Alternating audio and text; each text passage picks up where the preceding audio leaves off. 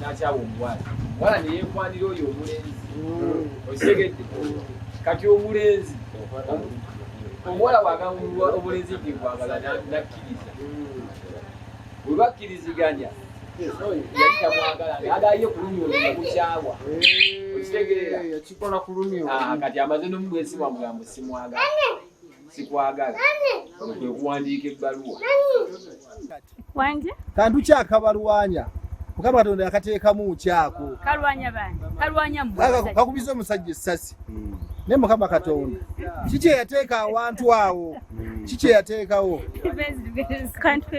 kantu bwe kati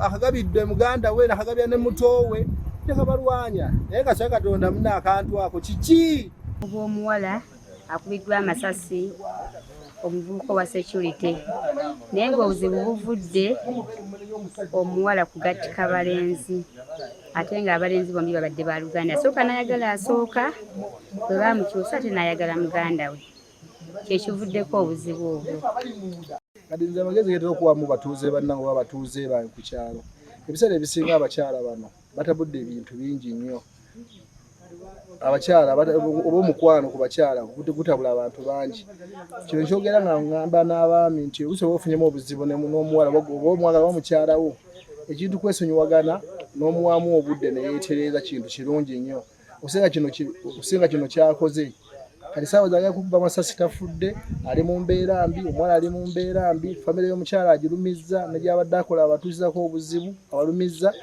omukuumi bwagudde ku muganzi we n'amukuba amasasi ate era naye neyegezaako okubeera nga yetta batwaliddwa mu ddwaliro nga bali bubi nnyo suubira bayinza okuwona n'obutawona naye tuvumirirwa ekikolwa ekifaanana bwe kiti teriiyo muntu yenna akwanibwa n'olowooza nti tebajja kukukyawa oba gwakwana n'olowooza nti tebajja kukola ki kukyawa naye abawala mulekerawo okufagalya buli ssente za buli muntu ze musanze kigambibwa nti omuwala ono y'omu ate abadde ayagala muganda wooli oba yasooka kwagala muganda wooli so muli n'ayagala okulumya oli ate naye neyeekanga kati naye bakoze eki bamulumizzaamu Peeping through I had gunshots from my bedroom. I was just from taking my bath. So I peeped through the window and I saw like smoke of a gunshot. So I knew it was just near home. Immediately my little sister was down. She ran up to my bedroom like, are you hearing that? I'm like, who is Brian? So Brian, I've just run out. Brian is supposed to be my security guard, but he's called Josephat. But for us we call him Brian at home. So that I'm like, who is Brian? Who is Brian? That he has what? He came in and has just gone out very fast, but I don't know what he has carried. Then Yes, Mulumba Meya wa Kyengera Town Council. Tuli wane Nakitokolo tufunye ekikangabwa saawa nga 2 ez'okumakya olwaleero omukuumi anabakuuma abasekyuriko bwakkakkanye ku muwala muganzi we n'amukuba amasasi na tetumanyi oba anaawona naye ng'atwaliddwa emulago naye n'amala neyeekuba.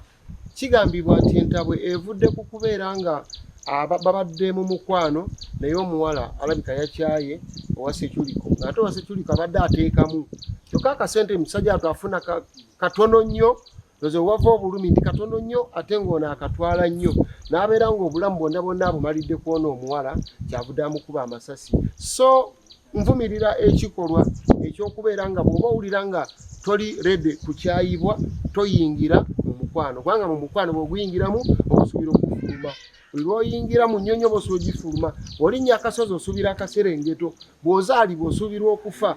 N'olwekyo nkivumirira nnyo nti waakiri genda ofune omuwala omulala abawala bangi nnyo lwaki otuuka okugyawo obulamu bwa muno naawe wejjewo gwe kennyini tukyakwetaaga negwokwa amasasi omulala tukyamwetaaga.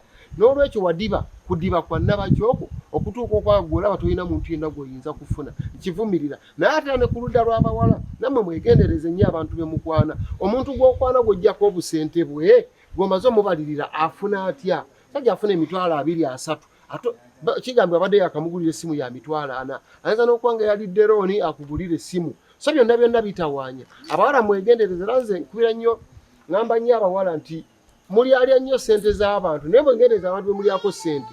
Bw'oba olya ssente z'omuntu guma bw'olya ey'omusirikale 30 guma ayina emmundu ajja kukukuba naye nga nkivumirira ekyokukuba abantu naye namwe abawala mwebereremu mumanye kika ky'abantu kye mwagala. Si buli aleeta akasente kali, buli aleeta kali, buli aleeta jangu, nkukwanye nti ye olw'okuba aleese emitwalo 10, emitwalo 2. Waliwo omuntu ajja okukutta talina linnya lyatya kufiirwa. Mubbe abantu ababbika eri abatabbika, abasirikale tebabbika. Poliisi ya Nsangi bali mu kukola kunoonyereza ku misango ebiri. Esooka ya ogezako okutta omuntu, ey'okubiri ogezako okwetta. Kigambibwa nti leero ku makya omwami gwe bayita ayimusibwe Felix ye private security guard yakubye muganzi we amasasi ku makya omukyengera town council.